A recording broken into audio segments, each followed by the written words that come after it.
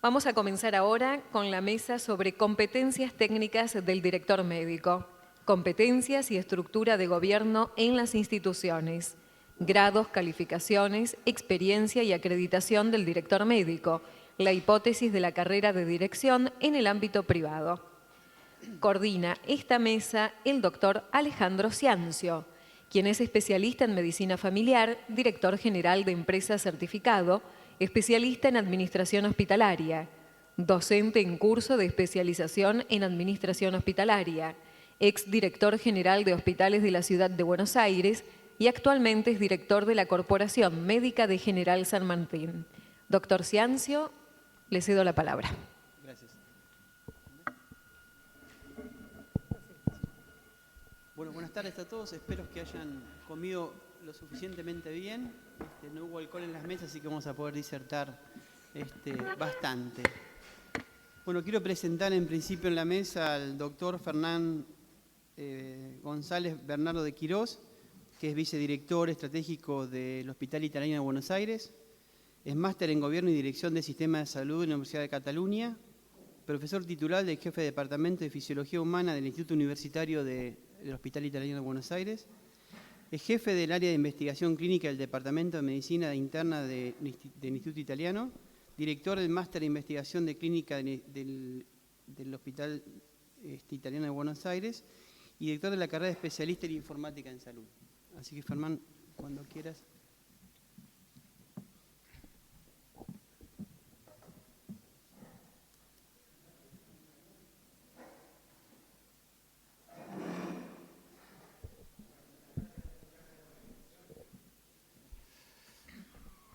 Bueno, vamos a intentar en estos 10-15 minutos de presentar 4 aspectos que un poco convenimos en presentarles, que es mínimamente cómo funciona la organización, cómo es el modelo, ¿me escuchan, no es cierto? Sí. Cómo es el modelo de gobierno, cuál es la estrategia de gobierno que tenemos y muy rápidamente cuál fue mi derrotero personal hasta poder llegar al rol que hoy ocupo. Bueno, el hospital en realidad se llama Hospital Italiano, pero es un conglomerado, un conjunto de organizaciones y de áreas que lo llamamos genéricamente IVA-Red o la red del Hospital Italiano, que tiene, como dice allá arriba, el IVA central o el hospital más conocido de Gajón 450, un segundo hospital en San Justo, un instituto universitario, es una facultad que no es universidad por razones, digamos, que no completa las carreras suficientes, pero es un instituto universitario que tiene una serie de carreras, un departamento de docencia e investigación, el Instituto de Ciencias Básicas y Medicina Experimental, como está allí, un prepago, que es el plan de salud, una red de extramuros y un departamento de información hospitalaria que es bastante particular para lo que uno está acostumbrado a ver. El Hospital Central tiene una estructura de 660 camas, yo no voy a leer todos los datos, pero ustedes los pongo para que el que le interese algún aspecto en particular. 29 salas de internación, 34 quirófanos, en fin, básicamente, y un halo de 527 que tiene mucho que ver con el mix de pacientes que atendemos.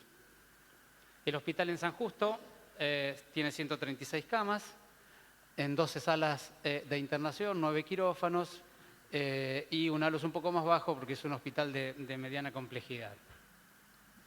El Instituto Universitario tiene carreras de medicina, enfermería y farmacia y bioquímica, y el Departamento de Docencia e Investigación maneja todo el área de formación de posgrado del hospital, donde se forman habitualmente en programas intensivos 730 médicos y algunos de ellos son enfermeros también. Bueno, maneja una editorial de libros y un campus virtual que está bastante activo con cursos de especialización a distancia. El Departamento de Información Hospitalaria tiene un sistema de información completo, tanto médico como administrativo, desarrollado propio en el hospital, con una historia clínica multimedia. Hoy el hospital atiende prácticamente sin papeles, tanto en ambulatorio como en internación. Desarrollamos una cosa bastante novedosa, que es la residencia de informática en salud para médicos y enfermeros, y formamos profesionales que tengan las competencias para gestionar y manejar la información sanitaria y las herramientas informáticas que lo hacen.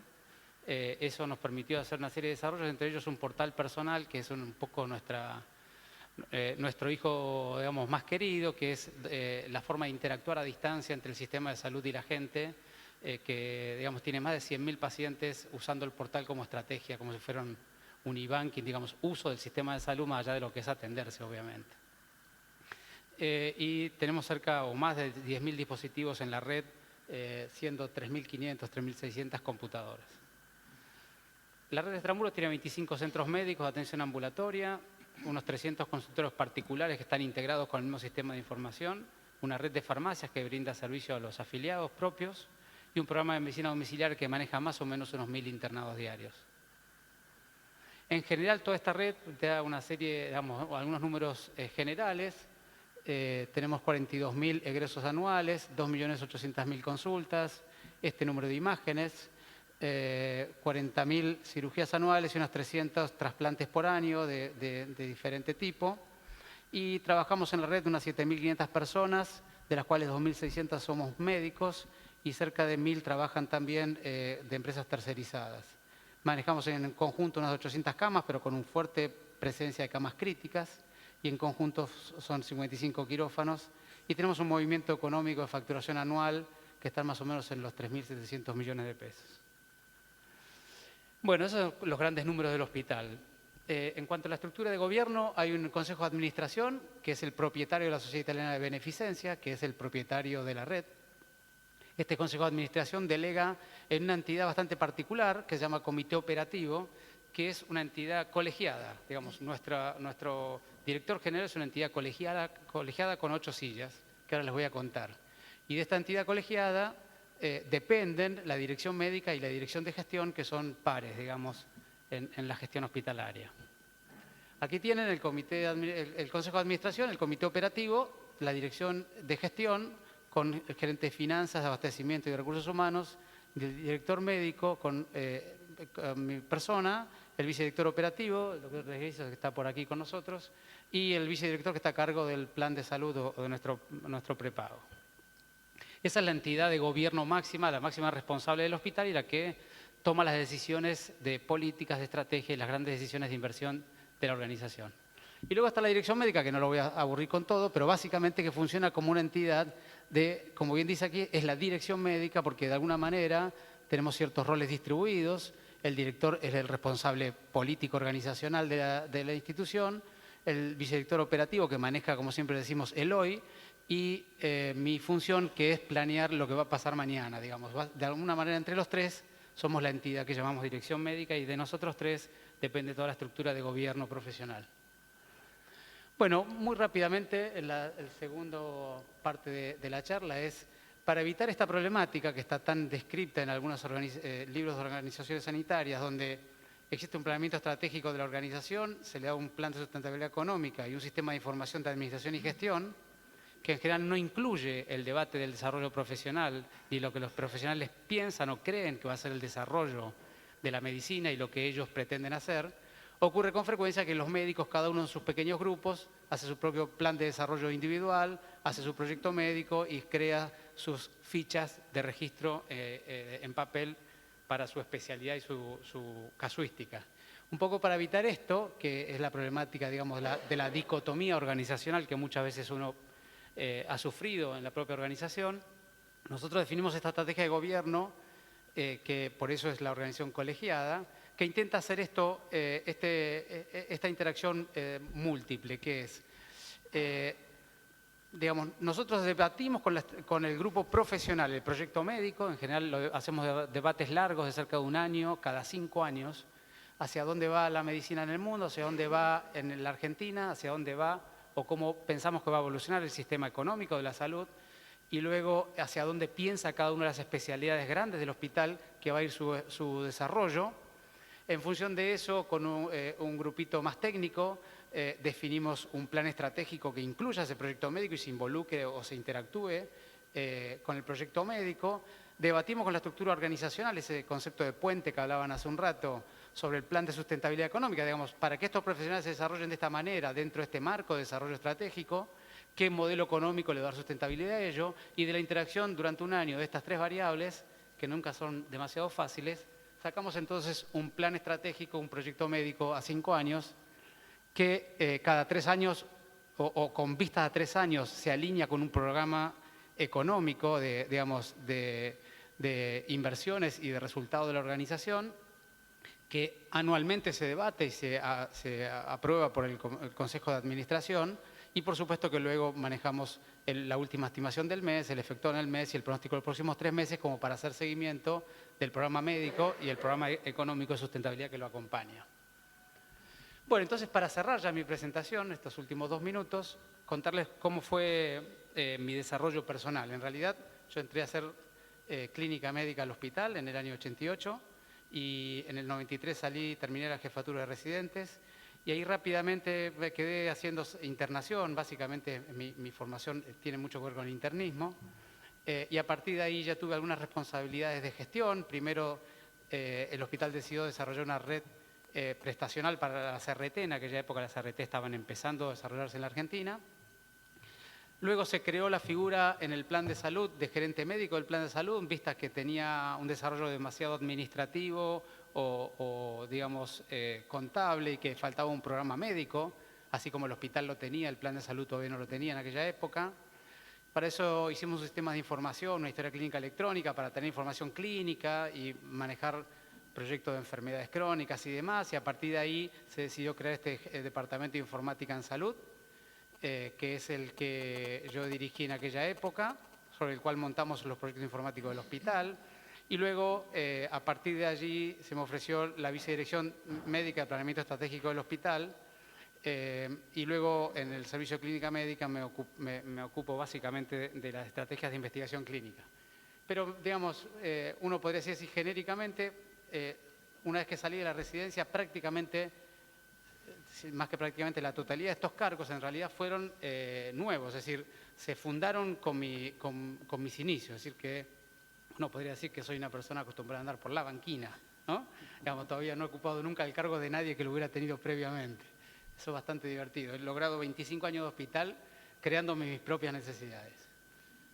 Bueno, en cuanto a mis competencias profesionales, en realidad no son competencias estas, pero básicamente cuáles son mis ámbitos de formación profesional para darles un perfil de en qué me he formado. Soy un internista que tenía mucha experiencia previa y he mantenido mi formación en fisiología respiratoria. Hice un máster en dirección y gobierno de sistemas de salud para poder entender un poco mejor y tener herramientas más formales en el manejo operativo. Y tuve una formación de posgrado muy intensa en informática en salud. Me desarrollé en la investigación clínica, en informática en salud, como les decía, y dirijo un curso bianual sobre gestión de sistemas de salud. ¿Y qué cosas hago habitualmente? Ya mi última diapositiva. Digamos, yo diría que esto representa probablemente 80% de mi tiempo de trabajo diario. El desarrollo y seguimiento de los programas estratégicos. Nuestro plan estratégico se agrupa en programas que tienen luego objetivos, actividades, metas, responsables y fechas, digamos, pero básicamente son programas. Tenemos corriendo 12 programas estratégicos en el hospital. Discusión de inversiones en nuevas tecnologías y productos sanitarios, tiene mucho que ver con el desarrollo del hospital que vamos a hacer. Y básicamente yo tengo buena parte de responsabilidad de discusión de las inversiones en tecnología médica y en desarrollo de infraestructura del hospital. El plan maestro de infraestructura, como les decía, que básicamente son instalaciones, edificios, distribución de áreas, layout del hospital, procesos hospitalarios y la estructura que lo soporta. El plan de calidad, el proyecto de acreditación institucional es algo que justamente ahora además nos está ocupando mucho tiempo, pero básicamente es algo que trabajamos a diario. Y el debate sobre el desarrollo de las competencias profesionales y el rediseño de procesos asistenciales y soporte a la asistencia. Estos son, digamos, yo diría lo que agruparía buena parte de mi actividad cotidiana. Bueno, creo que este era el objetivo. Muchas gracias.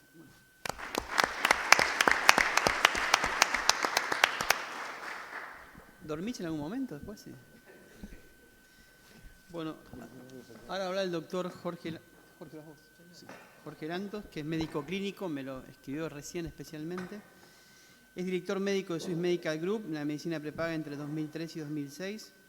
Director del Sanatorio de los Arcos del 2006 hasta la actualidad. Y además es ejecutivo del MBA de la Universidad de Torcuato Di Tella del 2004 al 2005.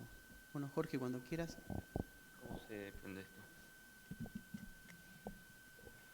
Bueno, yo empiezo al revés, empiezo contando cómo llegué a la posición actual y a partir de ahí me voy a salir un poco del libreto y lo que quiero es plantear más que la estructura de gobierno, las dificultades de gobierno.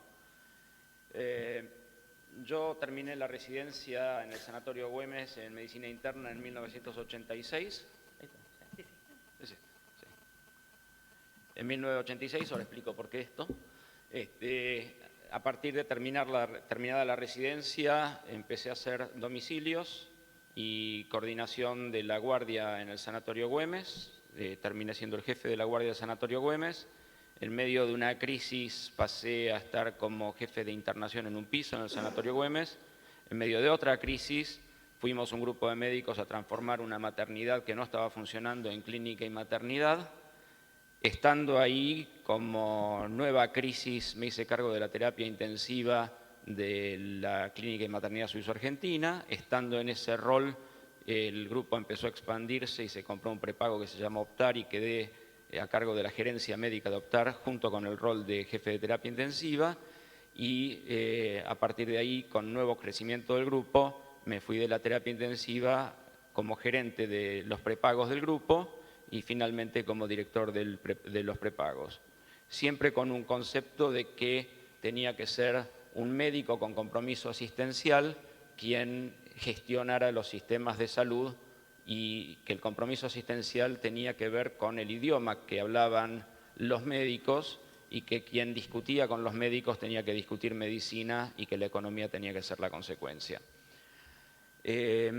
Finalmente empezó a plasmarse el proyecto del Sanatorio de los Arcos. Yo seguí siempre muy vinculado a la actividad asistencial y me entusiasmó mucho la idea de poder estar terminando todo el ciclo en un ámbito asistencial y ahí es donde empecé a trabajar en el proyecto del Sanatorio de los Arcos en construcción, que es lo que ahora todos conocemos. Cuando pensé cómo encarar esto, se me ocurrió plantearlo como el dilema del director. Todos, por supuesto, nos quejamos de todo lo que nos está pasando y todos los riesgos que nosotros corremos, pero creo que en el fondo debemos admitir que también disfrutamos mucho del rol que tenemos. Y la vida es eso, es la tragedia y la comedia, es el drama y es el buen momento. Y yo creo que estas son las dos caras de lo que nos toca vivir a nosotros en un sistema que de por sí es hostil, que de por sí genera muchísimas oportunidades, pero también muchísimos desafíos y muchas frustraciones, pero creo que vivir permanentemente en una crisis es lo que nos mantiene con muchísima agilidad.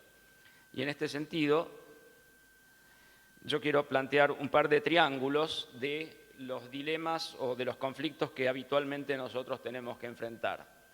El primero son tres actores muy distintos en cuanto a su rol y su poder. Es el hospital, la clínica o el sanatorio, el paciente y el financiador. Y en esto quiero distinguir que las clínicas, hospitales o sanatorios no pueden meterse todos en una misma bolsa, sino que existen diferencias sustanciales en lo que es cada uno de los actores dentro del sistema asistencial. Hay clínicas, sanatorios u hospitales que están muy vinculados al financiador y por lo tanto su rol es generar toda la actividad necesaria para su sustento, pero al mismo tiempo no entrar en conflicto fuerte con lo que es la economía del financiador. Hay hospitales que son, o clínicas o sanatorios que son lo que uno llamaría stand-alone, que no tienen vinculación con el financiador en su propiedad, sino que directamente lo que son es un prestador de servicios y ahí existe una puja muchísimo más fuerte y todo lo que yo digo es factible de ser rebatido. Yo lo que pretendo acá es de alguna manera poner lo que desde mi punto de vista es lo que veo como la realidad y a partir de ahí generar el debate. Y por otro lado están los hospitales de comunidad o los hospitales o clínicas que tienen financiadores detrás, pero que a su vez tienen un financiamiento muy fuerte por parte de terceros pagadores. En este contexto, hasta ahora hablamos del prestador y el financiador, existen distintos modelos de tensiones que se van generando en los cuales, de acuerdo al rol que cada uno tiene, lo que es mejor para el prestador no necesariamente es lo mejor para el financiador, y lo que es mejor para el financiador obviamente tampoco es lo ideal para el prestador. Hay un actor ahí que tiene mucho menos poder, que es el paciente. Y acá también tenemos la posibilidad de pensar que lo que es mejor para el paciente no necesariamente es lo mejor para el financiador y viceversa, y lo mismo ocurre en la relación entre quien presta un servicio médico y el paciente. Esto es algo como para tener en cuenta y pensar. Un segundo modelo de triángulo es el que más nos impacta a nosotros como directores médicos, que es a quién reportamos nosotros como director médico, que es la alta dirección, a las personas a las que nosotros conducimos dentro de nuestra organización y lo que son nuestros propios intereses personales. Y acá también se generan conflictos fuertes, porque muchas veces nosotros estamos muy condicionados en nuestras conductas como directores frente a bajadas de línea de la alta conducción, y ahí es donde tenemos que nosotros trazarnos personalmente cuáles son nuestros límites como para saber hasta dónde nosotros tenemos capacidad de flexibilización. Y por otro lado, nosotros conducimos a personas, lideramos personas, y estamos viviendo un momento particularmente complejo en el cual las relaciones entre las personas y la conducción está sufriendo de por sí una crisis. Y acá también vale una diferencia muy, muy grande entre organizaciones pequeñas en las cuales hay una comunicación muy fluida, muy fácil y muy directa, y organizaciones que van creciendo cada vez más y que en su crecimiento generan distancia entre los líderes, los directores y la gente que está trabajando, llevando adelante el proyecto. Y es así como se me ocurrió plantear algunos, como disparadores, temas que en este momento son desafíos importantes para los directores. Una es la conformación de equipos y tratar de encontrar gente con actitud y con aptitud, dos cosas absolutamente imprescindibles. Si tenemos gente con enorme aptitud pero sin actitud, estamos en problemas porque esto no nos lleva a buen puerto, y lo que tenemos que hacer nosotros es tratar de generar contratos que generen en gente apta y poder elegir gente apta que con su actitud puedan colaborar y llevar adelante colaborativamente proyectos y participar fuertemente de los proyectos. En una visión compartida, uno de los grandes problemas que tenemos es de qué manera atraer recurso humano sumamente complejo en algunas áreas en particular. Fundamentalmente menciono áreas de terapia intensiva, neonatología, emergentología, y de qué manera retener a la gente, y en este sentido tenemos que pensar en aspectos mucho más allá de lo que son los remunerativos para tratar de ver qué generamos en nuestras organizaciones para que a la gente le valga la pena participar de un proyecto y venir a trabajar, y no solo por razones económicas. Las perspectivas de crecimiento forman parte de estos desafíos. Nosotros vivimos en un sistema, en la Argentina en particular, en donde los techos de crecimiento de la gente son extremadamente bajos, y la gente que llega a ocupar un determinado rol no sale de ese rol, va creciendo dentro de la organización en edad, pero no en funciones, y llega un determinado momento en que la gente empieza a desgastarse. Y es así como llegamos al punto en el que tenemos nuestro staff compuesto de gente de muchos años de evolución que ya está muy cansada, no tiene perspectiva, está frustrada y no está con mucho ánimo de participar de innovación y de proyectos, y que no tienen salida, pero sin embargo por necesidad se quedan porque no tienen alternativa, y gente joven con una cabeza muy diferente que no está dispuesta a hacer muchos esfuerzos y que nos cuesta muchísimo tratar de, entre ellos, seleccionar a quienes tienen capacidad o posibilidad de crecimiento con la espera que implica ese crecimiento y no pegar un salto importante e inicial. Y es así como este pequeño modelito lo que pretende es tratar de, entre la actitud y la productividad, encontrar distintos modelos, 4 distintos modelos de organización. Un primer modelo que tiene alta actitud y baja productividad, yo lo llamé el modelo del club, donde la gente se siente bien, está contenta, está acostumbrada, sabe que ese es el lugar que quiere, sin embargo no está preocupada por los resultados y esto a la larga termina anquilosando fuertemente a las instituciones.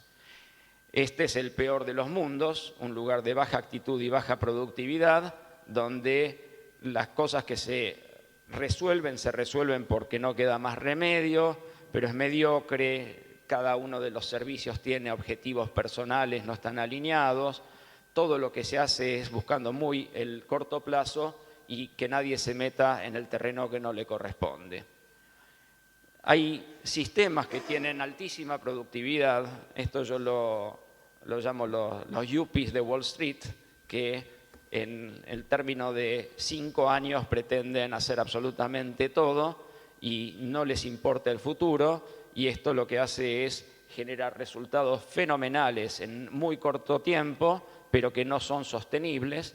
Y finalmente, este es el sistema al que todos deberíamos tratar de propender, que es un sistema con un clima de alta actitud y alta productividad, donde la gente quiere venir a trabajar, disfruta del trabajo, acepta los cambios, y en este está el enorme desafío que creo que tenemos para el futuro, es cómo alineamos los objetivos entre los financiadores y la gente como para encontrar un sistema en el que tengamos remuneraciones fijas, atractivas, remuneraciones variables vinculadas a la productividad y un esquema de carrera dentro de las organizaciones que le permita a la gente vislumbrar un futuro de crecimiento.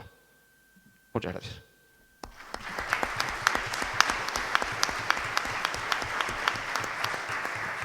Gracias, Jorge. Muy bueno. Te faltó decir el tema de la edad. Cuando vos decís médicos de...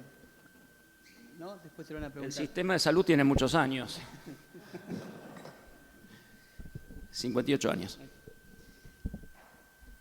El doctor Andrés Stone, especialista en medicina interna, es residente del Hospital de Clínicas, director médico del Sanatorio de las Lomas, Clínica Angelus y Centro Médico Nordelta, y fue en la actualidad presidente del Congreso de Medicina, de la Sociedad Argentina de Medicina Interna General.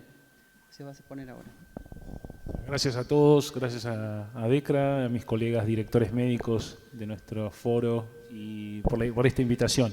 A mí me toca representar en esta mesa a una institución pequeña, de mucho menor complejidad que el Sanatorio Los Arcos o que el Hospital Italiano de Buenos Aires, pero la idea también es contarles quién soy, cómo llegué al lugar en que ocupo hoy en día, contarles un poco cuáles son las claves de aquellas cosas que me salieron más o menos bien, cuáles son las dificultades que enfrento cotidianamente así a grandes tópicos. La idea no es cubrir todo el tema ni desarrollarlo ampliamente, sino simplemente tirar sobre la mesa unas cuantas ideas para favorecer el debate. La idea es que las presentaciones que hicimos fueran cortas para que los protagonistas de la charla sean todos, seamos todos. Yo me gradué de médico, la semana que viene van a ser 30 años en la Universidad de Buenos Aires, en diciembre del 83. Después hice la residencia de clínica médica en el Hospital de Clínicas. Y después pasé por distintos roles asistenciales que compartí con muchos de ustedes, como médico internista, tanto en los domicilios como en mi consultorio, como en distintas instituciones, donde fui coordinador de grupos médicos, de clínicos que hacían... casi toda mi trayectoria fue con pacientes acostados, podría ser lo que se llama en la literatura moderna un hospitalista. Fui coordinador de distintos servicios en instituciones privadas de medicina interna y finalmente en el año 2006 asumí la dirección médica del Sanatorio Las Lomas de San Isidro y del centro médico que está en Nordelta. y en el año 2010 el mismo grupo empresario compró la Clínica Angelus, que si bien son empresas separadas desde el punto de vista legal y comercial, nosotros gestionamos todo esto como un único proyecto médico del cual soy el responsable. Para que más o menos se hagan una idea del tipo de institución, les cuento algunos datos duros, como pidió Alejandro, de cómo son. El Sanatorio Las Lomas se transformó en estos 6 años en un centro de complejidad de atención médica, donde se hace prácticamente todo, excepto trasplantes y cirugía cardíaca con circulación extracorpórea. Se mueve mucho, tiene tanto internación como área ambulatoria, no tiene ni maternidad ni pediatría ni internación, con lo cual la internación es solo clínico-quirúrgica de adultos. En la guardia sí tenemos pediatría, voy a darles los números mensuales para que creo que es una manera de entender el promedio del año 2012, se ven 11.500 consultas mensuales de guardia, 18.500 consultas de consultorios externos, se generan mensualmente unos 1.250 días cama, 330 egresos sanatoriales por mes, lo que da una estadía promedio de 3.8. Tenemos aproximadamente 1.000 procedimientos quirúrgicos mensuales, incluyendo más o menos 400 endoscopías, lo cual hay 600 procedimientos quirúrgicos, de los cuales groseramente el 50% son procedimientos ambulatorios y el 50% son procedimientos con internación. Es decir, se hacen unas 300 cirugías con internación mensuales. La Clínica Angelus tiene 60 camas de internación en total, de las cuales 13 son de unidades críticas entre terapia intensiva y unidad coronaria.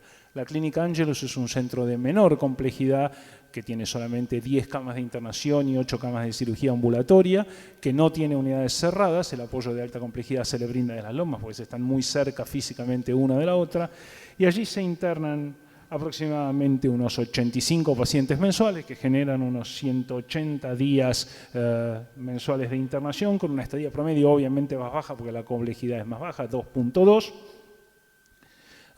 El Centro Médico Nordelta es un centro de atención ambulatoria programada y no programada, es decir, hay consultorios y una guardia que funciona en horario diurno de lunes a viernes, de lunes a sábado los consultorios y los 7 días a la semana la guardia.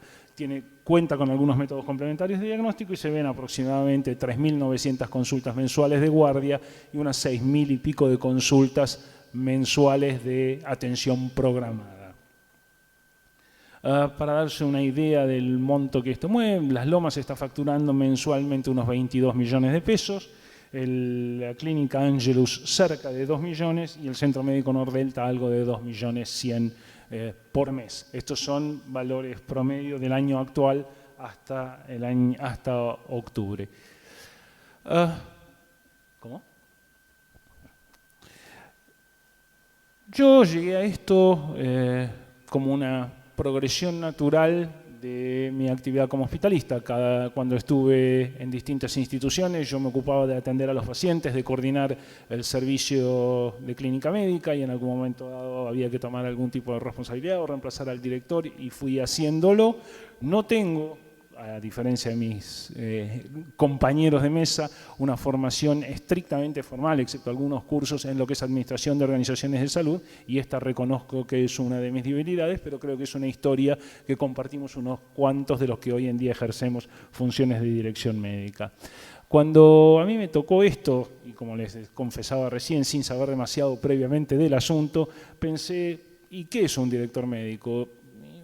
Básicamente un director médico es un médico y creo, al igual que quienes me precedieron, que es importantísimo que el director médico sea un interlocutor que pueda hablar de igual a igual con los otros médicos. Si el director médico no tiene una profunda formación asistencial, no habla el mismo idioma que quienes en realidad están encima de los pacientes. Entonces me imaginé, esto es como ser un director técnico. Es decir, un director técnico debe haber sido un jugador de fútbol que asume la responsabilidad de coordinar, de plantear los roles, las estrategias, lo que hace con cada grupo. El director técnico es muy importante la charla de vestuario, ¿no? Es el tipo que infunde, le le transmite a sus jugadores, a quienes hacen el trabajo de todos los días, cuál es la misión, cuál es la visión, hacia dónde vamos, y que de algún modo, bueno, con su experiencia, con su ejemplo, les da una mano. Y creo que esa visión o ese posicionamiento fue una de las claves.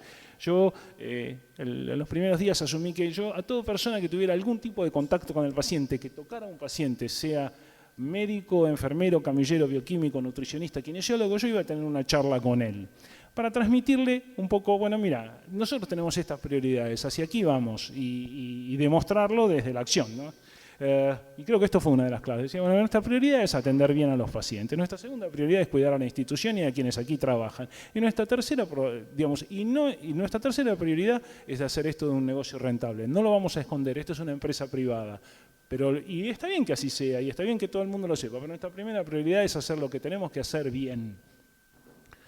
Creo que las claves de las cosas que me salieron bien, y voy a hablar primero de eso y después de todas las dificultades que tengo, es, digamos, a partir de esto construir el liderazgo. Creo que un director médico debe saber construir un liderazgo, y gran parte de la construcción de un liderazgo es rodearse de gente mejor, o al menos tan buena, digamos, mejor que uno. Delegar la responsabilidad, compartir la responsabilidad. En inglés hay una palabra que es empowerment, ¿no?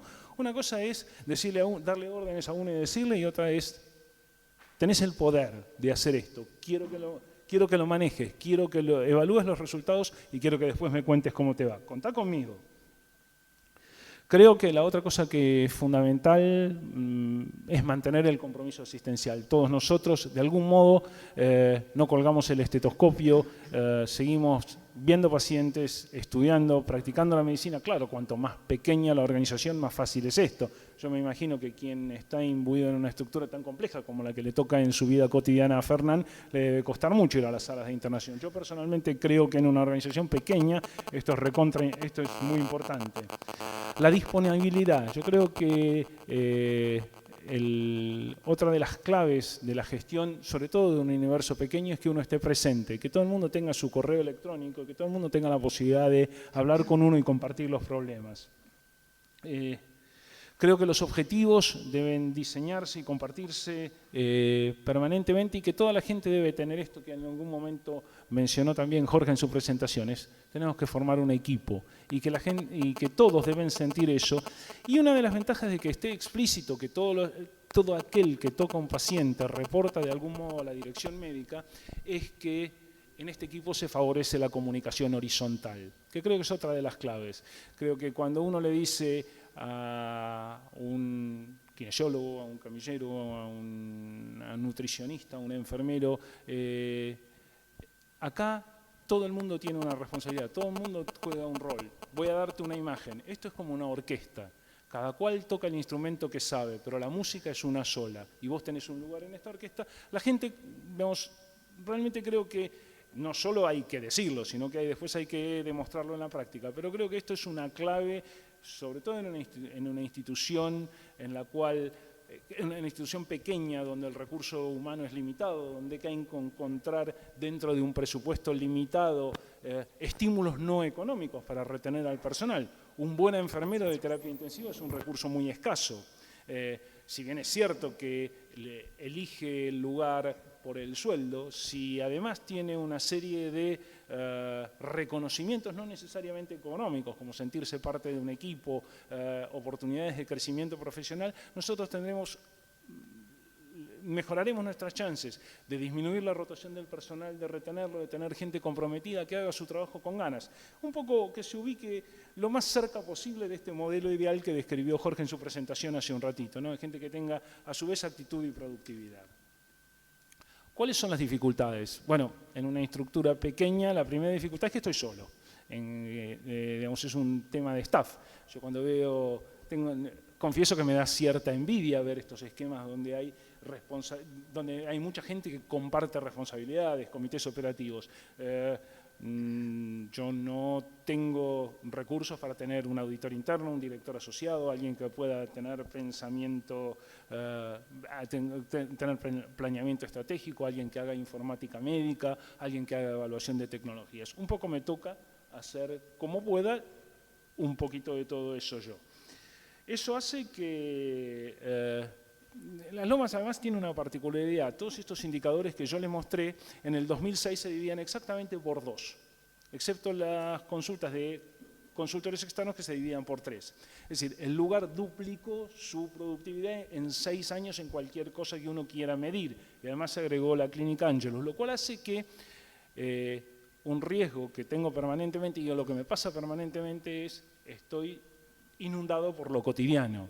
Es decir, yo pienso el ahora, no tengo un espacio para pensar el mañana y eso creo que digamos, conspira contra, creo que es un problema, digamos, que deberíamos ver cómo nosotros como directores médicos, pensando en una carrera, pensando en nuestros roles, cómo hacemos para proteger nuestro tiempo de pensamiento estratégico de la sobrecarga de lo cotidiano.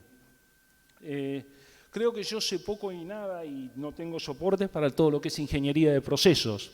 Es muy difícil, digamos, siento que parte del conocimiento de hoy en día poder hacer las cosas como corresponde es entender cómo se arman los procesos, tener oportunidades de mejoría de la ingeniería cotidiana de todo lo que hacemos. Siento que, digamos, veo que nosotros no tenemos tiempo y no tenemos recursos como para acreditar a nuestras instituciones. Nosotros cumplimos con la ley, como se decía en la mañana temprano, en lo que hace la habilitación, pero todo aquello que es más voluntario, de mejoramiento de la calidad, lo cotidiano conspira contra eso. Creo que la acreditación es el mejor proceso que uno puede encarar como mejoramiento de la calidad. Y esto, yo veo que las grandes instituciones invierten tiempo y esfuerzo en tener procesos de acreditación. Creo que si hacemos una evaluación entre las instituciones más pequeñas, como decían en la presentación de hoy en la mañana, menos de 100 camas, vamos a ver que la cantidad de instituciones acreditadas cae muchísimo y nuestros colegas del interior, creo que están escuchando esta presentación, deben compartir esto. No tengo ni formación ni soporte en lo que es economía de la salud, con lo cual estoy convencido que algunas de las decisiones o opiniones que yo doy no deben ser las opiniones correctas y creo que parte de otra vez esto que nos está dando vuelta en la cabeza de cómo debería ser la formación, la competencia y las habilidades de un director médico debería tener esto, al igual que estamos siempre atrás en lo que es la tecnología de la información.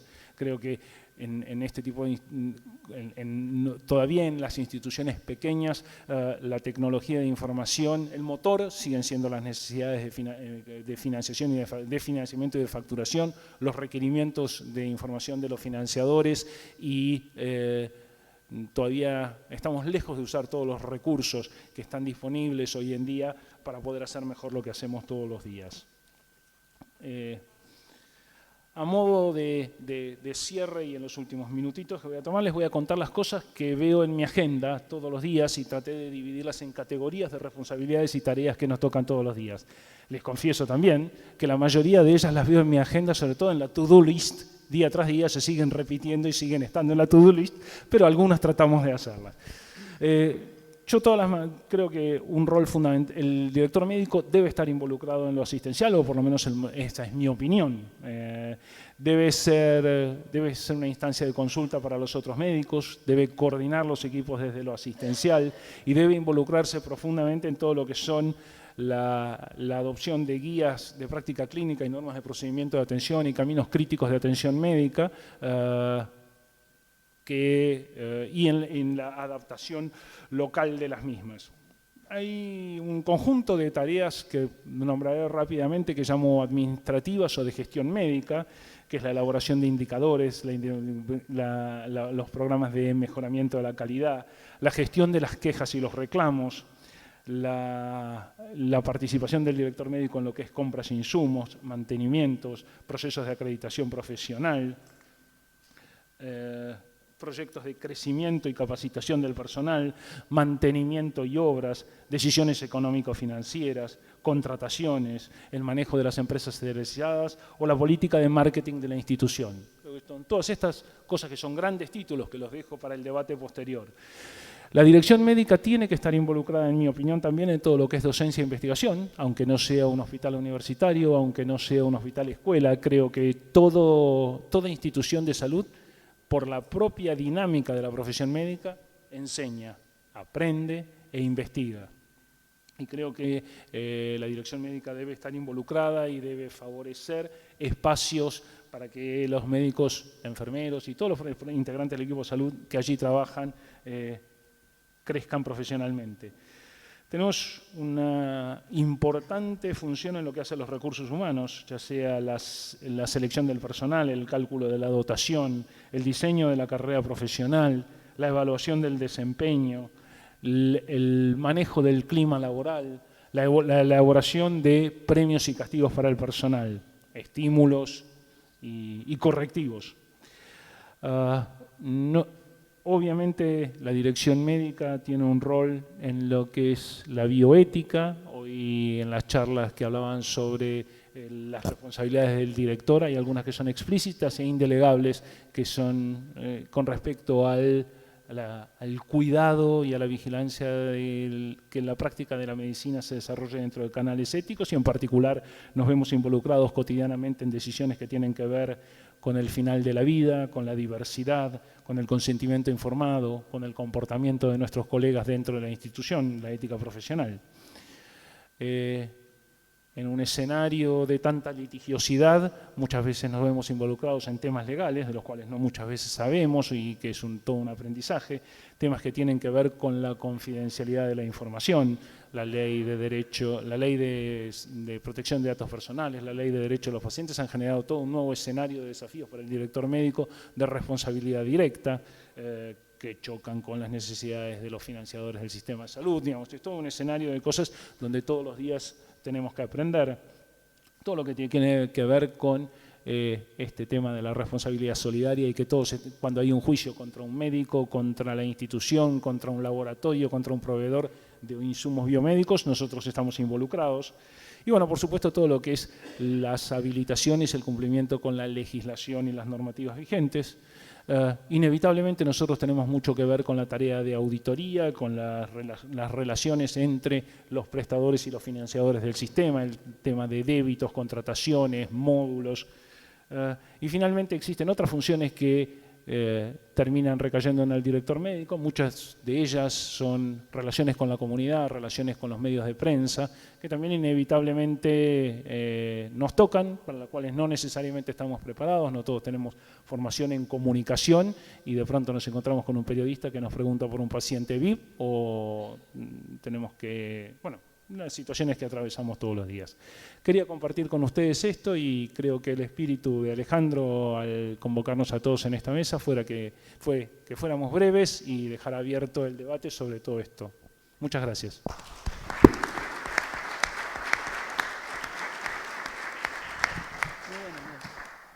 Bueno, dejamos abierto el debate. ¿Alguna pregunta para los expositores?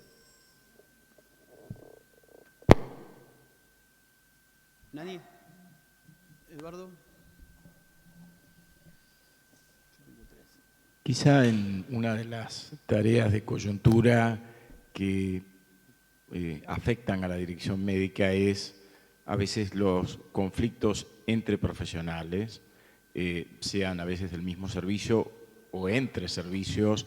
Muchas veces son ámbitos de competencia y, bueno, dificultades a veces de relación, de la dificultad que tienen algunos para realizar un trabajo en equipo realmente.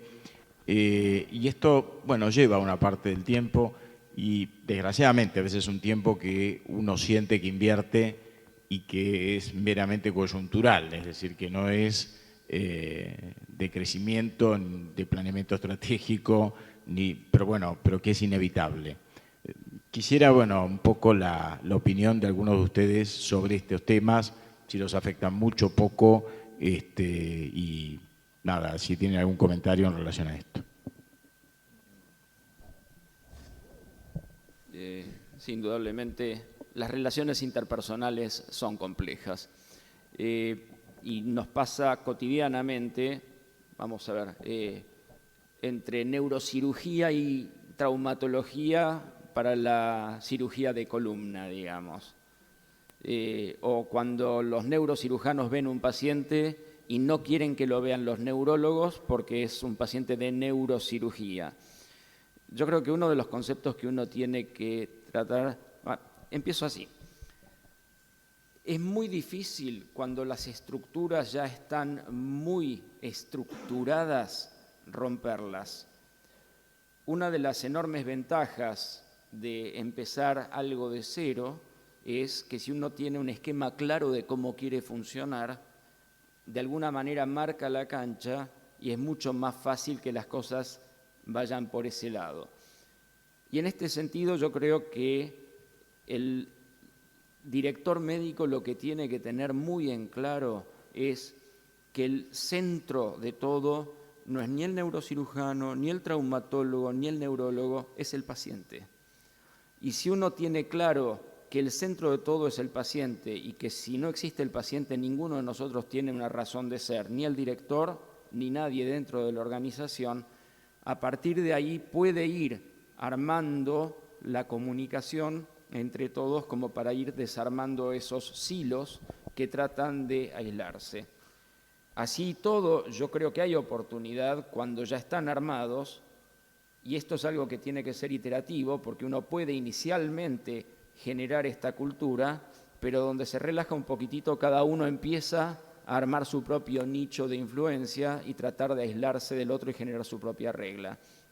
Yo creo que lo fundamental acá es tener reglas de juego absolutamente claras, como para que todo el mundo entienda que lo que se tiene que hacer es lo que más le conviene al paciente.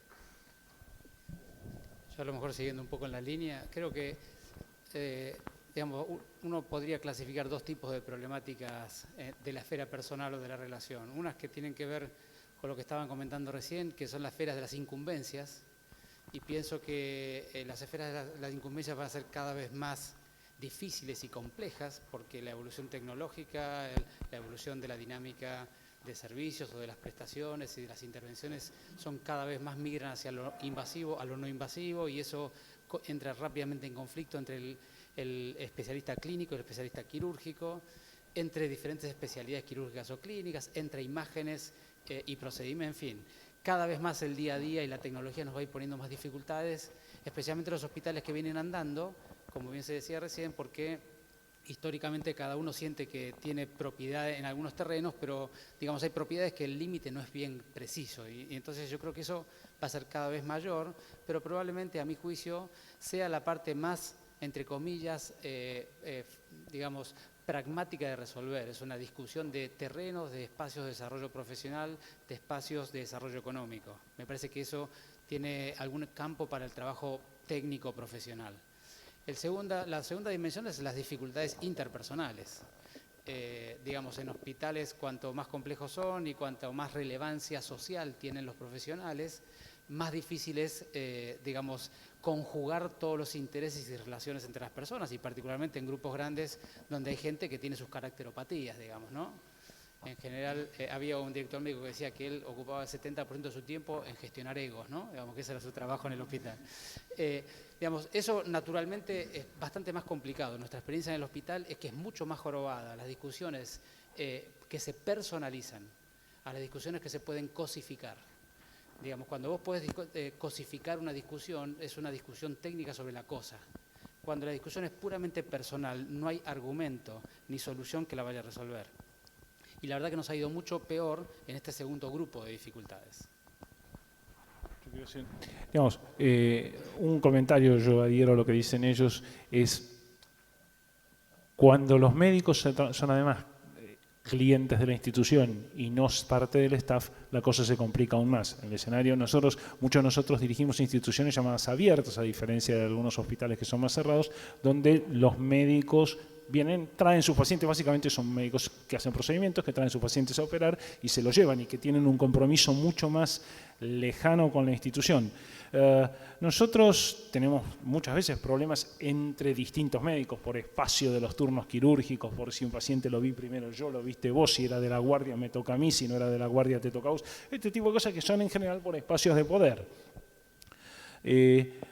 Una de las estrategias que a nosotros nos ha ayudado a resolver esto es tener un proceso de acreditación claro. Es decir, con cada uno de los médicos que quiere traer pacientes de afuera, médicos de afuera que quieren operar pacientes en el sanatorio, hay un proceso de acreditación que incluye una charla con el director médico donde compartimos reglas de juego que tienen que ver con el consentimiento informado, reglas de juego que tienen que ver con temas administrativos y reglas de juego que tienen que ver con la ética. Y queda claro que el proceso de acreditación es reversible. Creo que eso ayuda a, digamos, otra vez, la cosa del cara a cara, de poner las reglas de juego transparentes, ayuda mucho. Por supuesto que los espacios entre quienes tienen más compromiso de la institución, entre quienes son, por decirlo de algún modo, médicos de staff, son mucho más complicados y esto tiene que ver con todo lo que decían ellos de la gestión del recurso humano propio.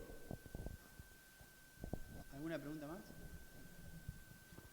No, yo quería preguntarle, sobre todo en concordancia con lo que dijo Andrés, en cuanto a las estructuras de dirección médica, salvo las grandes instituciones, por lo general el resto de las instituciones en Buenos Aires, sobre todo en Capital, son instituciones que fueron creciendo y siempre con el gran tabú de lo que es tomar gente en Argentina con todo lo que eso representa, hace que tengamos estructuras pobres en cuanto a los recursos necesarios desde el punto de vista humano. Entonces, como decía Fernán, la ventaja de tener grandes cantidad de personas trabajando en diferentes estructuras de lo que es sistemas y una serie de cosas, a veces nosotros nos vemos imposibilitados y tenemos que, como directores, hacer muchas actividades que por ahí serían mucho más sencillas si las pudiéramos delegar, y aparte de ser más sencillas serían más específicas y con mejores resultados. O sea, el problema serio es que las direcciones administrativas le tienen un temor muy grande a ingresar personal nuevo, y las estructuras siguen creciendo en cama, en metros cuadrados, en superficie, y esos crecimientos no van acorde con los recursos. José, yo estaba esperando esa pregunta. Creo que el gran desafío que tenemos nosotros como grupo de directores médicos de instituciones privadas es producir algún documento que por lo menos sea una posición. Es decir, bueno, yo creo que las instituciones, de acuerdo a la cantidad de camas que tienen, a la cantidad de pacientes que ven, a la complejidad de los procedimientos que realizan, a la facturación, es decir, podemos tomar distintos parámetros, deberíamos decir, bueno, del mismo modo que en algún momento la ley de enfermería dice que cuántos enfermeros tiene que haber por cama de terapia intensiva, cuántos enfermeros tiene que haber con cama de piso, debería decir qué recursos debería contar un documento hecho por todos nosotros, qué recursos debería tener la estructura de la dirección médica para un hospital de 50 camas que no tiene terapia intensiva, para un hospital de 200 camas que tiene una escuela de medicina. No sé, como una orientación general. Creo que es nuestra responsabilidad decirlo, porque si no es artesanal, es tratar de convencer al director administrativo o al consejo de administración o al dueño de la empresa de que nosotros necesitamos tantos recursos para hacer nuestra tarea de un modo más o menos eficiente. Si eso estuviera escrito en un paper sería mucho más fácil. Sí, si puedo completar lo que están diciendo, es, digamos, mi experiencia personal, es obvio que la organización donde yo estoy tiene una escala suficientemente grande para montar infraestructuras, digamos, ¿no? Pero, digamos, todos los cargos que yo fui tomando, cuando los fui tomando, era la única persona responsable. Cuando a mí me nombraron en la Agencia Médica del Plan de Salud, tenía un director administrativo, un director médico y yo, no había ninguna otra cosa. Y quedó, cuando yo me fui de allí, una organización con una gerencia médica con 6 grupos profesionales trabajando en diferentes líneas. Lo mismo pasó cuando me nombraron la jefatura del Departamento de Informática en Salud, era un ingeniero y yo. Digamos que siempre hay un día número 1, pero a mí me parece que lo que uno tiene que lograr es tratar de demostrar que la gestión en equipo, con especialistas en algunas áreas críticas, es más eficaz para lograr los objetivos. No discutir sobre el balance del mes, sino discutir sobre el resultado del año que viene. Y luego, en pequeños pasos, demostrarlo, porque también es fácil pedir los recursos, pero uno tiene que mostrar resultados. Nadie te va a dar de golpe 20 puestos para trabajar contigo, pero si uno logra poner algunos pequeños pasos y con el paso del tiempo va demostrando que los puede lograr. Porque es ridículo pensar que un director médico puede ocuparse de todas las funciones que se han estado hablando durante el día de hoy, por más pequeña que sea la organización o pocas camas que tenga. Lo que uno hace en realidad es disminuir la calidad de tu eficacia en tu trabajo. Y lo vas llevando con la estructura que tenés. Pero eso es un tema, me parece que hay que ir generando los debates, porque es muy difícil hoy hacer gestión sanitaria sin los especialistas, como es muy difícil hacer medicina sin los especialistas. ¿A quién se le ocurre tener una clínica basada solamente en una especialidad? Entonces, a mí me parece que ese es un debate, comparto lo que estaban diciendo. Lo que pasa es que lo que tenemos que hacer es tener datos de la evidencia que demuestren que efectivamente esas estructuras se repagan. Y para cada una de las estructuras hay estrategias de cómo evaluar el repago, pero yo creo que es muy importante trabajar en eso, en pequeños pasos con resultados y resultados que demuestren repago de la inversión. Y a partir de allí ir montando las estructuras que se requieren. Pienso que es el mejor camino. Un comentario rapidísimo nomás y para desmitificar. Que una organización sea grande no garantiza que uno tenga los recursos que necesita. Y acá yo creo que hay que establecer una diferencia muy, muy grande entre lo que es la gestión técnica que pretendemos hacer nosotros y la gestión económico-financiera, que es la que se está mirando desde arriba de donde estamos nosotros.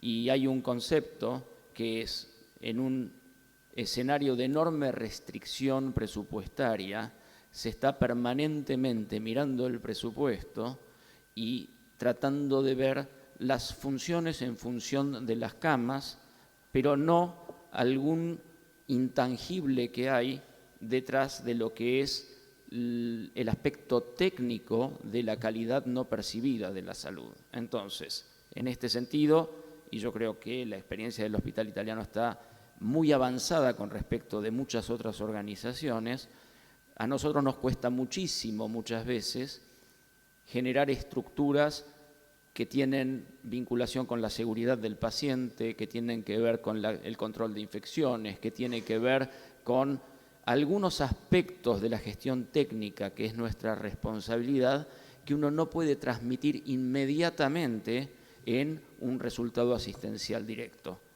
De la misma manera que la inversión en educación médica continua, que es uno de los elementos clave para tratar de retener gente y atraer gente, es algo que es muy difícil de explicar al momento de participar de la elaboración de un presupuesto como para poder generar la estructura que nosotros quisiéramos tener. Sí, acá por favor. La verdad que son tres estructuras, tres instituciones distintas, desde todo punto de vista, una tan válida como la otra, por lo cual en realidad lo bueno sería enriquecernos en cuanto a aquello en lo que cada una de ellas es fuerte, ¿no?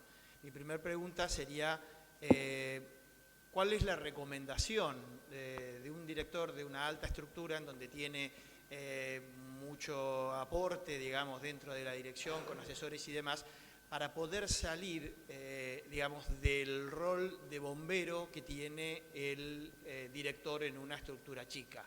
Eso muchas veces no es visto normalmente, pero si esa institución piensa crecer, claramente debe separar a alguien dentro de la organización o ayudar a ese director para que no esté tan apagando incendios. Primer tema. Segundo tema, en cuanto a esta, digamos, discusión en cuanto a que si el director tiene o puede, mejor dicho, tener un rol asistencial o no dentro de su misma institución, que atienda medicina, consultoria afuera, por supuesto que sí, pero dentro de su misma institución está bien o no, me gustaría oír la opinión de los tres, y la importancia de que, digamos, un director tenga una formación en administración de empresas, dada la complejidad que es esta empresa hoy, ¿no? ¿Quién quiere empezar? Varias preguntas, voy a intentar a ver si voy en orden. La primera, y cerrando un poco lo que decíamos hace un rato, es todas nuestras organizaciones año a año cada vez facturan más dinero y cada vez dan menos resultados, o resultados similares o proporcionalmente menor a lo que venían facturando. Es decir, que hay yo no estoy de acuerdo con el debate en la salud, que es un área de restricción presupuestaria. Los presupuestos son cada vez mayores, el PBI digamos, el gasto en salud en la Argentina es de 10% del PBI cuando era del 8% de un PBI de la mitad hace 10 años. El problema es que la organización es tan desorganizada que es muy difícil gestionar eso.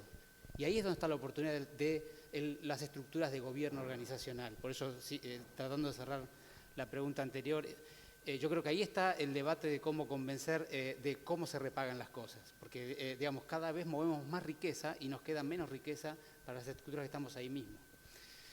Intentando contestar algunas de tus cuestiones, voy a empezar por la más fácil. Yo creo que es mejor hacer asistencia en el mismo lugar donde trabajás, porque buena parte del rol que tiene, a mi juicio, el gobierno médico de una organización es hacer de puente, hacer de vínculo entre dos mundos. Pues hablabas de si formarse en administración hospitalaria en administración de empresas, y uno, después de haber leído mucho, estudiado mucho sobre el tema, llega a la conclusión bastante convencido de que la gestión sanitaria es casi equidistante de la administración de empresas de lo que es el manejo asistencial de los médicos, está casi a la misma distancia. Así que los dos mundos son dos mundos bastante diferentes y la gestión sanitaria debe tomar un poco de algunas cosas de ambos extremos y otras propias y hacer un poco el nexo. Y es muy difícil hacer nexo con profesionales si no te sienten un par.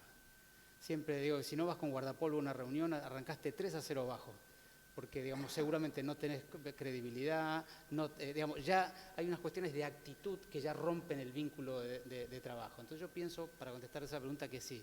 Y la primera de todas tus preguntas me la olvidé. Ok, gracias. Yo pienso, independientemente del tamaño de las instituciones, que un director médico debe tener, digamos, debe estar empapado de medicina.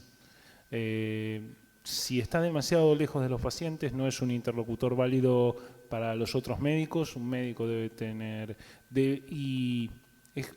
vuelvo al ejemplo que di hace un ratito, es como un director técnico que nunca jugó al fútbol. Es bastante poco creíble para los jugadores. No necesariamente tiene que tener una carga asistencial enorme, pero debe mantenerse en contacto con el proceso asistencial, no solo por los médicos. Yo creo que es importante que te vean vestido de guardapolvo y con un estetoscopio, los médicos, los enfermeros, los demás, que te identifiquen como médico. Creo que es importante saber de gestión, de administración de organizaciones de salud. Me parece que uno no tiene que ser economista para hacer esto, creo que puede opinar desde el aspecto médico que tienen las decisiones económico-financieras que toma una institución, pero eso es de la gestión, es un poco de cada lado, como decía Fernán.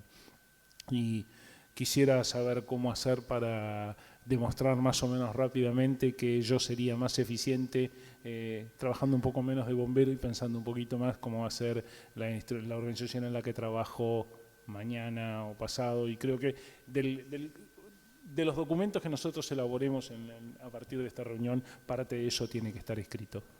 Perdón, y el último comentario era lo del bombero, que te quería decir algo. El problema del síndrome del bombero es que, digamos, a todos nos gusta también hacer un poco de bomberos, porque cuando vos tenés un incendio, digamos, tu poder está muy concentrado. Cuando hay un incendio, digamos, cuando la organización da pérdida y se está por fundir, tu autoridad es enorme.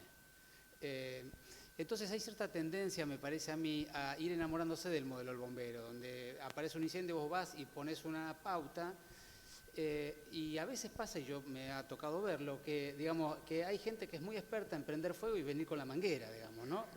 Entonces, a mí me parece que hay que tener mucho cuidado con ese síndrome. Obviamente, cuando la realidad te lleva a ser de bombero, tenés que hacer de bombero, pero enamorarse del modelo de gestión basado en el bombero, lo único que te lleva es generar pirómanos, ¿viste? Así que yo lo evitaría. ¿Alguna pregunta más? Sí, yo no voy a poder preguntar. Dos preguntas para disparar debate, en realidad. La primera es si hay consenso en que el director médico tenga que tener una formación en gestión, un MBA o similar, porque puede verse como una ventaja intuitivamente, pero por lo contrario también podría pensarse que el director médico termine por confundir su rol de jefe técnico con el de un administrador, y en una estructura que ya tenga director administrativo sería quizás una confusión de funciones. La segunda es, dado que intencionalmente en la mesa están representadas tres instituciones de perfiles diferentes y la historia de cómo llegó cada uno de ustedes a la dirección seguramente se repita en cada una de las mesas de este salón, es si es dable pensar que tenga sentido formular una propuesta de una carrera de dirección médica en el ambiente privado, incluyendo el hecho de si el candidato debería tener historia en la institución, para estar embebido de la cultura de la organización, o si es aceptable, como en otras industrias, que venga alguien totalmente nuevo, hecho un tornado a implantar nuevas ideas, pero que a la vez no conozca a nadie y sea un desconocido en una industria que funciona sobre la confianza. Con respecto... Una pequeña pregunta. Sí. Con respecto a si el director médico tiene que tener una formación de gestión, de MBA o lo que sea, bueno, yo lo único que puedo hacer es remitirme a mi experiencia personal. Yo tenía 2 prejuicios enormes antes de hacer mi MBA, que eran recursos humanos y marketing. Como médico que era, yo decía, marketing es guitarra y recursos humanos, la verdad no tengo mucha idea. Y creo que fueron los 2 aspectos más impactantes para mi apertura hacia lo que era el management en esos 2 aspectos de los que, por supuesto, en mi formación médica jamás había tenido absolutamente ningún acercamiento. Con lo cual, yo diría, aunque sea desde el punto de vista de sacarme de encima prejuicios y una apertura, yo creo que realmente vale la pena y es descubrir cosas muy, muy novedosas que ayudan muchísimo, pero muchísimo, a lo que es el trabajo cotidiano y a la planificación. Con respecto a la carrera de director médico, la realidad es, mi opinión, creo que es una excelente oportunidad de negocios para quien quiera implementarla, porque van a haber muchos, porque existe un mercado importante, actores que van a ver en esto una oportunidad de formación muy hecha a la medida de lo que están necesitando. Yo creo que hace falta una formación formal de la conducción médica. Si uno mira lo que es la historia de las instituciones médicas en la Argentina, la enorme mayoría empezaron formándose como clínicas de los dueños que tenían una determinada especialidad, y acá me remito a si está bien que alguien trabaje como director médico en su propia institución. Originariamente, las instituciones médicas que se fueron formando, que hoy son muchos de estos grandes sanatorios, fueron grupos de profesionales que se asociaron para tener en el lugar donde ellos trabajaban a sus pacientes cuando todavía no existían las corporaciones o no habían visto la oportunidad de negocio las organizaciones que empezaron a formar la medicina prepaga. Y a partir de ahí empezaron a crecer clínicas que en un determinado momento se sobredimensionaron de una manera absolutamente fenomenal, y el management en realidad empezó a hacer agua por todos lados porque entraba en conflicto lo que era en ese triángulo, lo que le conviene al director médico, lo que le conviene a la organización, lo que le conviene al paciente. Y en esto yo todavía veo en algunas organizaciones un desacople muy, muy fuerte entre lo que es mejor para la organización y lo que es mejor para determinados grupos médicos que trabajan en esa organización. Organizaciones que están con serios problemas financieros, con grupos médicos dentro de esas organizaciones que a través de los honorarios que cobran están disfrutando enormemente todo el soporte que le están dando las organizaciones. Es rol del director médico reconocer ese desacople de intereses y buscar la manera de cómo se alinean. Esto puede ser en alguna oportunidad algo sumamente virtuoso y beneficioso para la organización y para los médicos, y en otras oportunidades puede llegar a terminar en crisis terriblemente severas con quiebres de relaciones con grupos profesionales que dejan una institución porque ya el negocio se les terminó. Con lo cual, desde ese punto de vista, la realidad es, creo que la profesionalización de la conducción de los sistemas de salud es una necesidad imperiosa. Si esto es a través de alguien que diga, hagamos una carrera de management en organizaciones de salud, o a través de lo que es educación formal en tantas otras oportunidades que existen, mi posición es creo que cualquiera, pero que son necesarias. Sí, yo comparto plenamente, no necesariamente el director médico, pero digamos, porque se supone que vos vas a tener un equipo, pero digamos, el equipo tiene que tener esas competencias. Es impensable para mí, digamos, hace 30 años las organizaciones las dirigían los médicos más prestigiosos en sus especialidades, que eran líderes de sus pares. Hoy, con la complejidad que tienen los sistemas y la dinámica que tiene, digamos, esas no son competencias suficientes de ninguna manera. Entonces me parece que construir esas competencias es fundamental. Yo vuelvo a insistir que hay mucho, digamos, un director médico que sepa de finanzas no es un director médico que pueda hacer management. Digamos, el management, digamos, la gestión sanitaria tiene un montón de complejidades y adaptación de know-how de la industria al hospital que requiere ser evaluado con la evidencia que corresponde. Entonces yo creo que hay que tener mucho cuidado porque digamos, hay que formarse en gestión sanitaria, ya sea de un hospital, de un sistema de salud, o hay un montón de oportunidades en todos lados. Pero me parece que es muy importante en el equipo tener esas competencias. Y estoy convencido que las organizaciones, si son suficientemente grandes, tal vez en la propia organización, y si no, entidades interorganizacionales, debieran tener escuelas de conducción. Y ahí un poco aportar la experiencia, incluso adaptada al terreno local. Una única cosita más. Yo creo que una responsabilidad más del director médico que no se habló acá es empezar a trabajar en la continuidad de la organización, en el sentido que en algún momento el director médico no va a seguir estando en ese rol, pero las organizaciones no pueden depender de una persona. Y también tenemos instituciones donde si desaparece una persona es un cisma, y yo creo que uno de los roles que tiene que tener, no solo el director médico, pero el director médico tiene un rol muy importante acá, es empezar a generar segundas líneas con capacidad para poder hacer la continuidad en un determinado momento. Yo quiero contestar la última parte de la pregunta de Gerardo con algo que ya alguna vez he insinuado en lo que decía. Creo que el primer objetivo que, digamos, parto de la siguiente idea: ser director médico en la Argentina es una cosa, y de una institución privada en la Argentina es una cosa única, digamos, no podemos ir a buscar en la bibliografía internacional. Yo lo he intentado hacer y es imposible, no existen en otros países. Nuestro sistema de salud tiene demasiadas particularidades idiosincráticas propias de nuestro país. Creo que, digamos, una carrera, que era la pregunta también al inicio de la charla, del disparador de la charla, una carrera en el ámbito de la dirección médica privada en la Argentina. Creo que quizás uno debería tener un paso menos ambicioso y deberíamos proponernos, quizás como un objetivo para el año que viene, elaborar un documento, un libro, el problema de la dirección médica en la Argentina.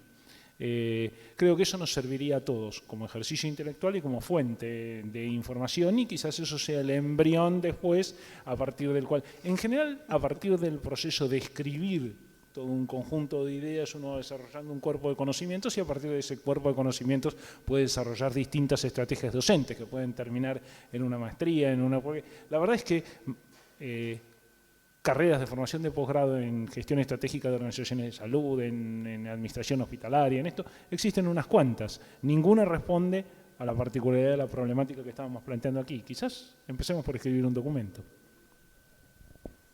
Yo quisiera una cosa chiquitita, nada más, plantear en función de lo que, un poco las preguntas que le iban a hacer a los panelistas. Yo creo que la mayoría están respondidas. Pero creo que una cuestión que inclusive lo planteó el doctor Lorenzetti y después los siguientes expositores.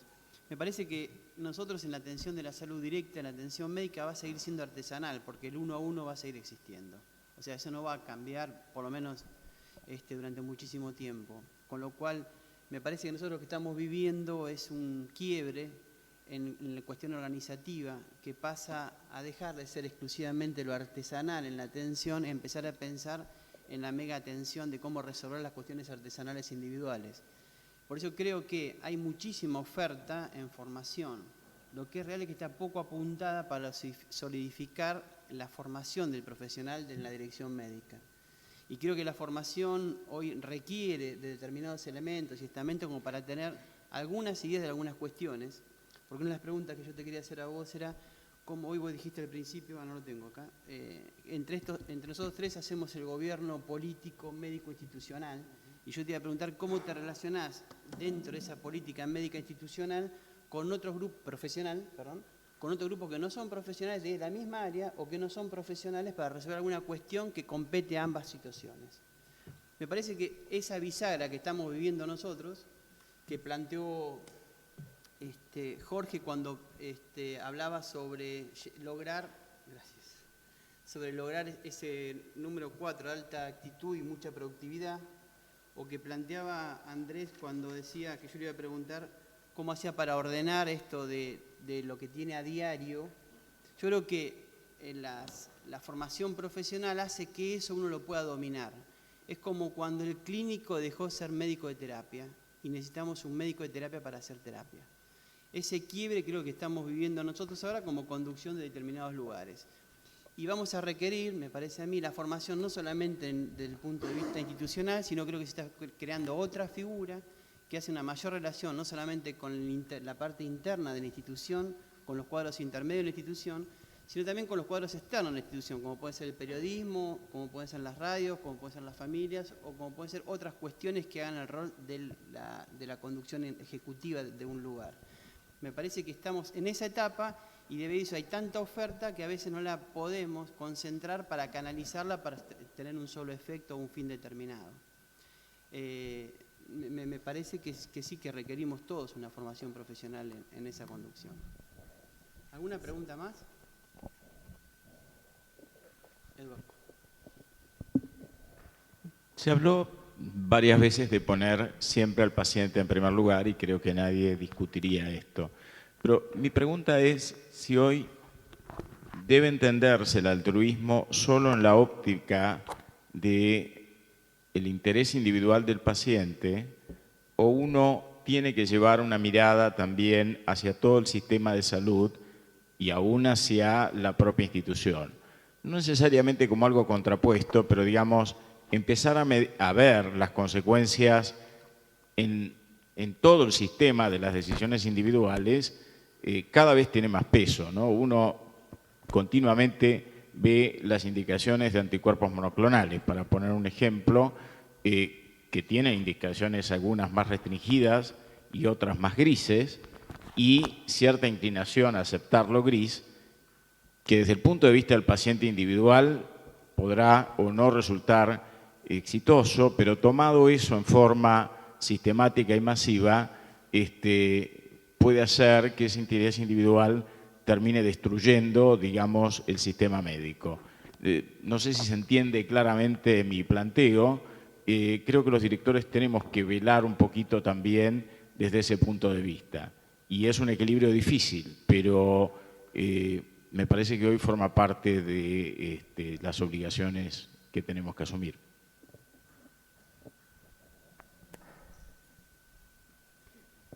Sí, yo comparto plenamente. Digamos, yo siempre insisto que el 85% del gasto es gasto asistencial directo.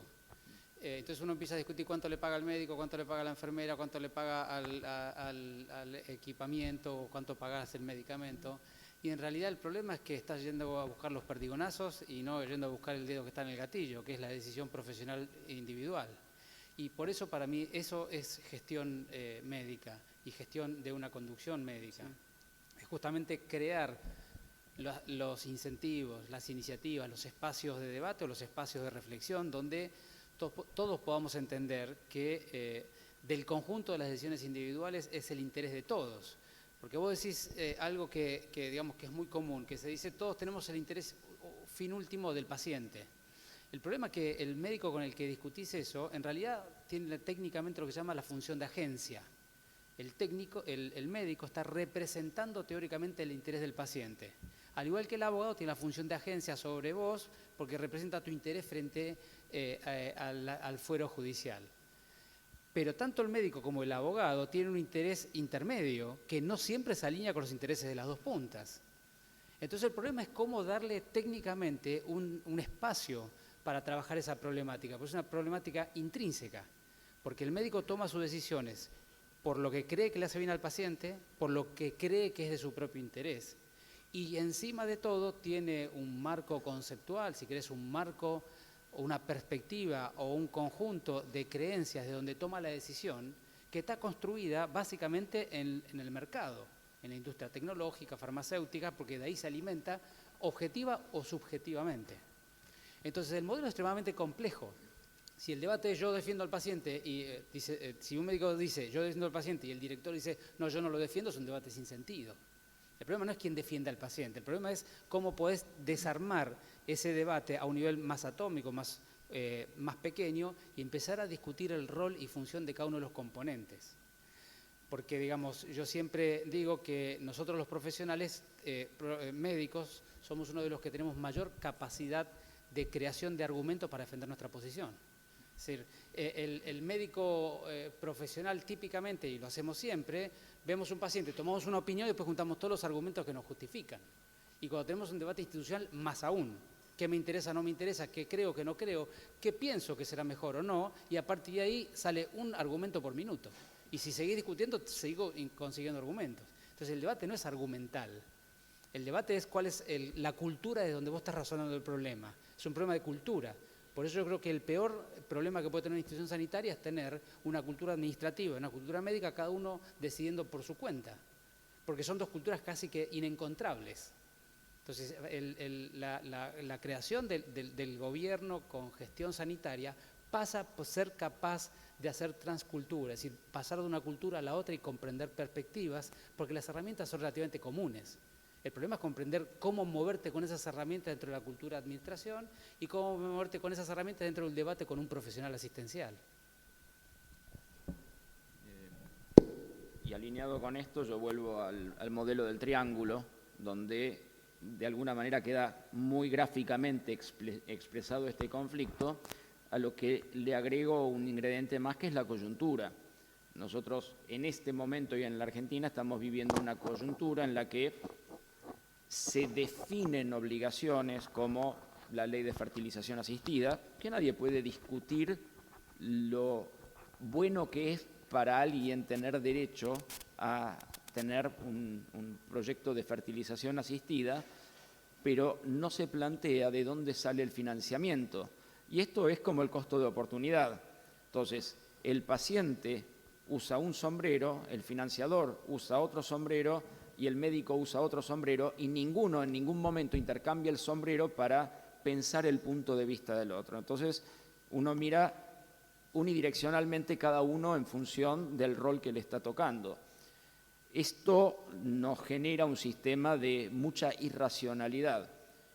De todos modos, mucho antes de llegar a un extremo como este, en realidad, si nosotros miramos el enorme gasto irracional que tenemos nosotros en nuestros sistemas privados, sin que exista el conflicto, simplemente por la modalidad de la atención, la incultura de la formación médica y el poco tiempo, fundamentalmente el poco tiempo dedicado a tratar de entender qué le pasa al paciente y la posibilidad de consultas horizontales que se generan en una cantidad fenomenal de estudios complementarios absolutamente sin sentido, y que además estos mismos disparan estudios subsiguientes por hallazgos incidentales. Yo creo un par de cosas para agregar a lo que han dicho Jorge y Fernán, con lo que coincido.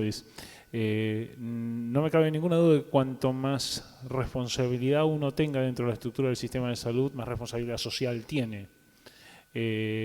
La verdad es que, tomando el número que dijo Fernán, la salud se consume el 10% del PBI hoy en día y va a seguir creciendo. La Virome de los médicos maneja 1 de cada 10 pesos que genera la riqueza del país. Esto está dicho de otro modo. Lo cierto es que la mayor parte del desperdicio ocurre en millones de eventos dispersos en el área ambulatoria. Sin embargo, nosotros, como directores de instituciones de salud, donde se consume en pequeño espacio de tiempo físico y pequeño espacio de tiempo gran cantidad de recursos, también nos cabe una responsabilidad social, que es esto que decía Eduardo en relación a la asignación racional de recursos muy costosos que nosotros tenemos. Si uno mira el gasto irracional en salud, un poco lo que comentaban ellos, gran parte son por indicaciones médicas erróneas, por indicaciones médicas que carecen de evidencia, por cosas que contradicen los libros de medicina. Creo que desde nuestro rol en la Argentina hoy en día, una cosa importante es vigilar que lo que se hace dentro de nuestras instituciones respete las recomendaciones que tienen grado de evidencia suficiente. Que la cosa no se desvíe demasiado del up-to-date, hablando en castellano, digamos. Creo que eso es indudablemente una responsabilidad de los médicos que trasciende la responsabilidad incidencial, que tiene un componente de responsabilidad social. Sí, a mí me parece que este es un tema central, digamos, en la tarea de los directores médicos, que es la administración juiciosa de los recursos.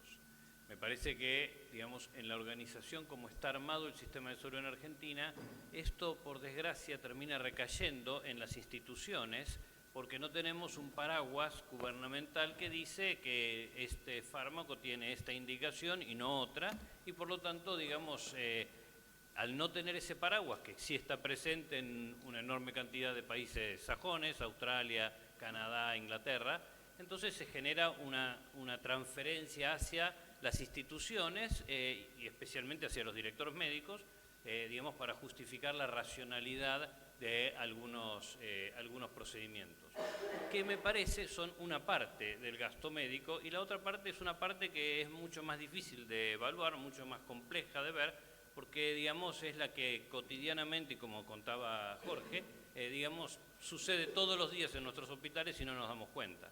Pero me parece que, digamos, generar estructuras o generar esta conciencia dentro de las instituciones es una responsabilidad muy relevante del funcionamiento o del rol que tiene la dirección médica.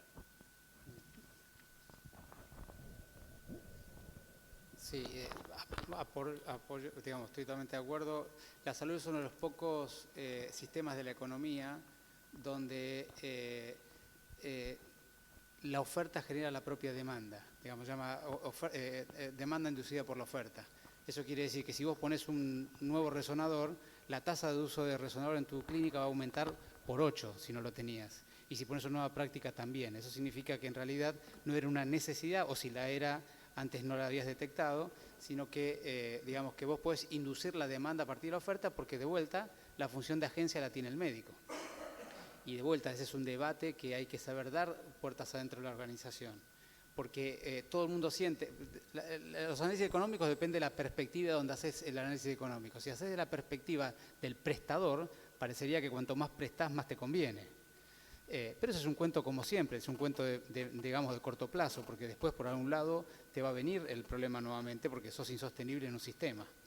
Entonces, dar el debate sobre tener cuidado con, primero, poder debatir la oferta, es decir, poder debatir qué cosas vas a ofrecer y qué no, porque automáticamente desde que vos pones la oferta, inducís la demanda. Una vez que podés debatir la oferta, si es que tenés alguna posibilidad de ir debatiendo la oferta, y eso significa discutir con los médicos hacia dónde ir y hacia dónde no ir, que tiene un montón de aristas, que son de desarrollo profesional, económicas y demás. Luego, la segunda cuestión es tener algunos pactos mínimos, acuerdos mínimos de comportamiento. Porque, digamos, y nuevamente, mostrando lo siguiente, es que llevar un hospital sin gobierno, sin estructura de gobierno, es probable que sea un hospital difícil o mal gobernado. Y llevar un desarrollo profesional en el sentido que el mercado te lleve, es probable que lo lleves al crash económico porque no se pueda sostener. Y toda vez que las instituciones tienen problemas económicos, a las pocas personas que pueden castigar es a los médicos que tienen dentro, porque los salarios difícilmente los puedan dejar de pagar y los proveedores difícilmente los puedan dejar de pagar porque si no se quedan sin insumos. Siempre tienen los honorarios profesionales para echar mano un ratito. Entonces, si los médicos no comprendemos que el crecimiento institucional es de nuestro propio interés y que la quiebra institucional es de nuestro propio riesgo, es muy difícil buscar los espacios de acuerdo. Pero esos espacios tienen que estar, porque si no, es lo que yo decía hace un rato, siempre hay una explicación de por qué usaste esa práctica en ese paciente. ¿Quién va a poder discutir que ese paciente no tenía una indicación? ¿Alguna pregunta más? ¿Cerramos? Perfecto. Bueno, gracias. Muy buena exposición de todos.